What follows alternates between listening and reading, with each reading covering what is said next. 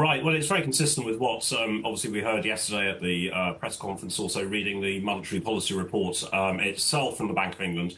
I think things, when we look at the bank now, have to be viewed through the prism of the Ben Bernanke report, where they're going to look at more scenario-based analysis. And I think we can see from obviously the voting and what was said yesterday that members of the MPC basically fall into two camps. There are those who are looking at the persistence of some underlying inflationary pressures, particularly relating to the labour market, to wages, but also importantly to the service sector, domestically generated inflation. And then you've got those such as Andrew Bailey, who are persuaded to vote for a rate cut, who still look at those indicators, but believe that things generally are heading in the right direction. So I think going forwards, we're going to see more split votes from the Bank of England. I think they're going to have to move very, very cautiously. My surprise yesterday was that they didn't delay this rate cut until September,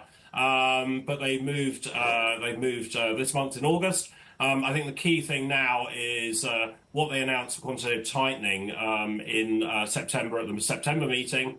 We expect another 100 billion of shrinkage in the balance sheet over the coming year. And then importantly, and this is the key meeting, I think, is November. And that's when, follows the fiscal event, which Rachel Reeves is going to be unveiling on the 30th of October. That's going to be a really big event here in the UK. And then the bank in November can come back and review the forecasts, and then we can get much more guidance about where they think they're going to go in 2025. But I have to say, this is, we are, I think, going to see more split votes and obviously much more in the way of scenario-based analysis from the Bank of England. And that's also how they're going to be communicating policy. So in one sense, confusing, but we have at least got one rate cut. But what I finally would say on this is that we don't buy into the market's view that rates are going to be cut significantly. We look for around 5%, just below 5%, perhaps, to be the new normal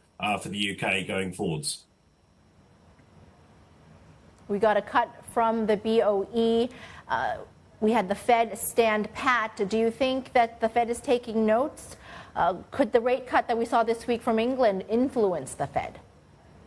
I very much doubt that what the Bank of England does, will influence hugely what the Federal Reserve in the US is going to do. It's normally probably the other way around, that the bank does operate very independently here in the UK, of course. But what the US does, other central banks tend to follow. But we've had a rate cut, a sort of token rate cut from the ECB.